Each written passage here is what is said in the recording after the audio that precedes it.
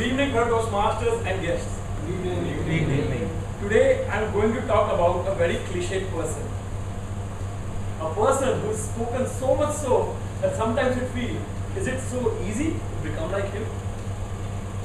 This person has changed the way entrepreneurship is looked at in the world.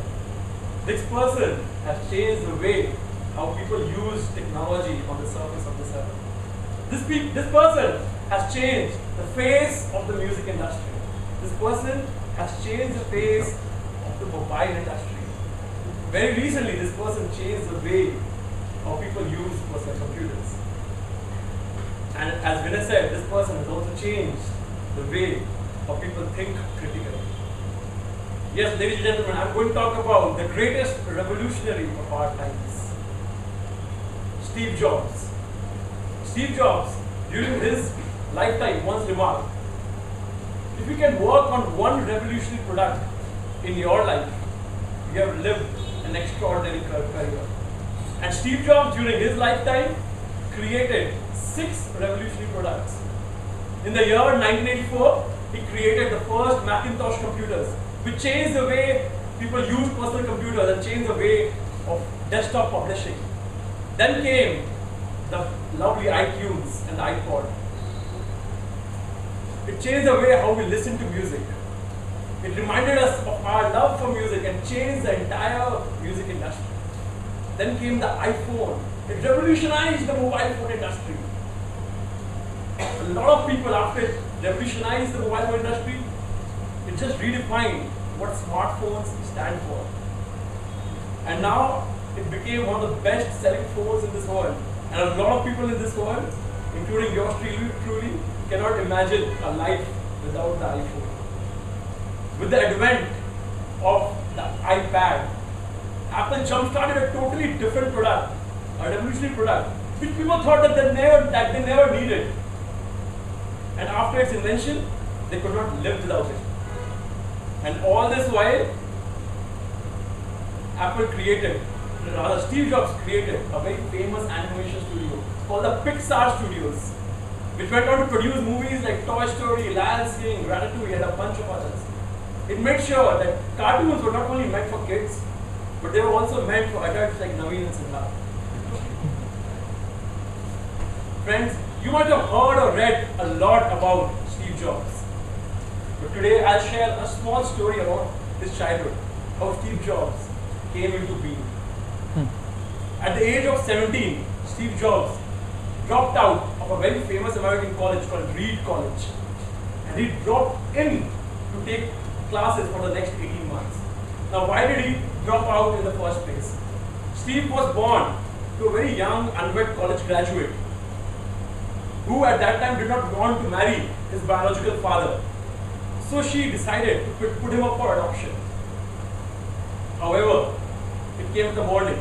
She only wanted parents who made sure that Steve went to college. So at the time of Steve's birth, it was all set. Steve was meant to be adopted by a lawyer and his wife. But when suddenly, at the time of his birth, when he popped out, the lawyer and his wife had a change of mind. They decided that they wanted a baby girl. So Steve's actual parents, Paul and Clara Jobs, suddenly received a call in the middle of the night. We have an unexpected baby boy. Do you want him? Of course, they were very excited. And they said, yes, of course, we would love to adopt a baby boy. But Steve's mother, the biological mother, later went on to know that Clara never passed out of college. She never graduated out of college. And Paul, his father, never even went to high school. So she said, I will not sign the adoption papers. She only relented when her parents made sure that yes, we'll put him to college. And so he did go to college. At the age of 17, he went to a college, as I said, Reed College. It was at that time, which was almost as expensive as Stanford University. So most of his working class's parents' money were being used to pay his tuition fees. And Steve at that time could not see any value in it. He went out to record and said, I did not know what to do with my life. And studying in Reed College would never be able to help me figure it out. So he thought that he should rather not waste his parents' money and decided to drop out of college. He dropped out of that college and thought to himself that, okay, all is well.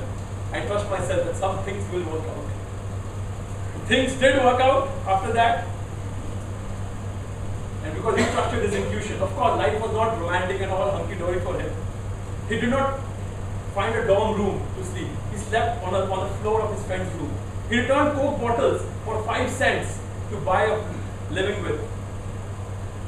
Every Sunday evening, he used to walk 10 kilometers across the street to go to the Hare Krishna temple to get that one full meal every day, which he loved it. Steve was guided by his passion, by his intuition, and by his curiosity. And that became priceless later on. Let me give you an example. Reed College at that time had the most amazing hand calligraphy lessons in America. Almost every wall on the street, every poster, every writing on the drawer had beautifully hand calligraphed. Since Steve dropped out of the college, he could drop in to those extra lessons and learn the beautiful hand calligraphy lessons.